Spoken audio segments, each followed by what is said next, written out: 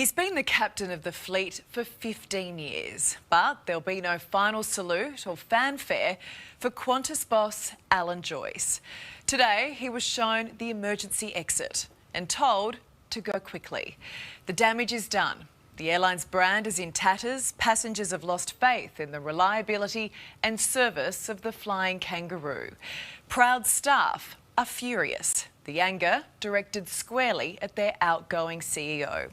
Joining me is former Qantas pilot Richard de Crespigny. Richard, nice to see you. Alan was due to retire in November. What do you make of the decision to go early, to go now? The board and the CEO is responsible for the running of the company just the same way that a captain of an aircraft is responsible for the safety of the passengers. And if things go wrong, the captain's pulled up to court to explain why he did the things he did, and he takes the consequences. So I think this is a case of the board and Alan over 15 years of doing some things right, some things wrong, and the board's decided that it's time for Alan to fall on his cash-strapped sword. I mean, the reaction, Richard, from customers and from some staff has been brutal. There are reports of pilots and flight attendants cheering on flights when the news broke. And one ground staff member told us, and I quote, "We're celebrating wildly, not just because he's leaving, but because his hero narrative has massively failed. He now leaves as the villain, and this will hurt him more than anything." I mean, that is brutal. Where did it go so wrong, in your mind, for Alan Joyce? Ali, it started off really well in 2008 when he came in, and I think he had an apprenticeship of about 4 or 5 years. I think he made a bad mistake when he locked the employees out and grounded the airline because he was saying that the passengers' travels for funerals or weddings or whatever didn't matter, and to ground the airline was the wrong and unnecessary thing to do, in my opinion.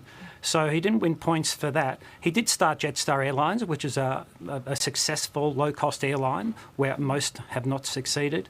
Qantas was a truly happy company. But then when things started to go wrong, what we found was the management started to make decisions, and money tends to flow up and influence flows up. So it was particularly during COVID, when the airline was really put into a coma, that it was the staff that suffered, and some of it not come out very well at all. They've lost their jobs, they've lost their houses, they've lost their marriage. The workers that held Qantas up, they've really suffered greatly, and it hasn't been a good vision to see the executive team and the CEO continue to get bonuses at the expense of maybe baggage handlers and other people that have lost their jobs. This is not a good example of leadership. Well, I mean, we're hearing the fury from those baggage handlers and ground staff, flight attendants, pilots today. Do you think it'll bother Alan Joyce that he leaves without the fanfare?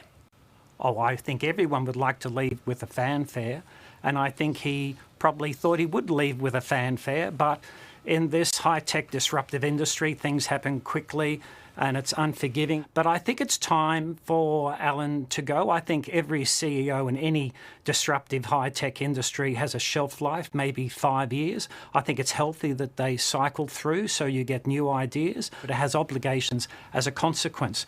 So I think that when he fell short of those, and there are plenty of examples, the mishandling of giving money back to people who would book flights during COVID, that seemed very unempathetic. And now the latest ACCC event where maybe they've been selling tickets that had been cancelled. I mean, that could easily be just total incompetence, but nevertheless, there should be systems in place to make sure that this doesn't happen. And so the CEO must take the responsibility.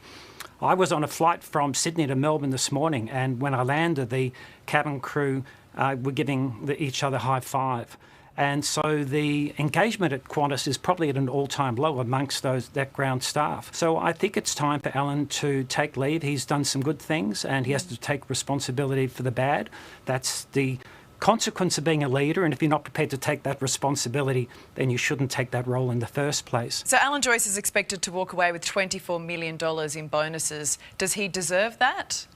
No, I don't think he does. It'll be interesting to see if the board reconsiders bonuses, not just for Alan, but the entire executive team. But do you think the airline's problems go away with Joyce's departure? Oh, no, not at all. I think it's time for Vanessa. I think, as I said, I think she comes from a good pedigree. I hope there is a requirement that Qantas changes operations to fix the mistakes it's made and to make sure they don't navigate through them again. I think Vanessa Hudson comes from a great background. She knows the company, she knows the finances, she knows how it operates.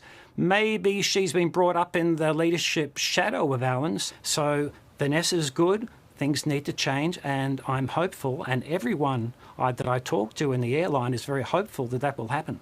Is it a problem that she was part of Joyce's inner circle? Well, can the leopard change its spots? We'll have to wait and see.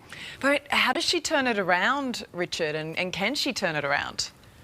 Well, I think it's working with the people to express, to say, this is the problem we face, this is the strategy, and these are the procedures we'll operate to get people on board. We need to see the team of all the workers in Qantas, including those baggage handlers that I think were treated most unfairly. We need to see all the people in Qantas share the fruits of doing the hard work, because it is a very hard job being in an airline working 24 hours a day, 365 days a year.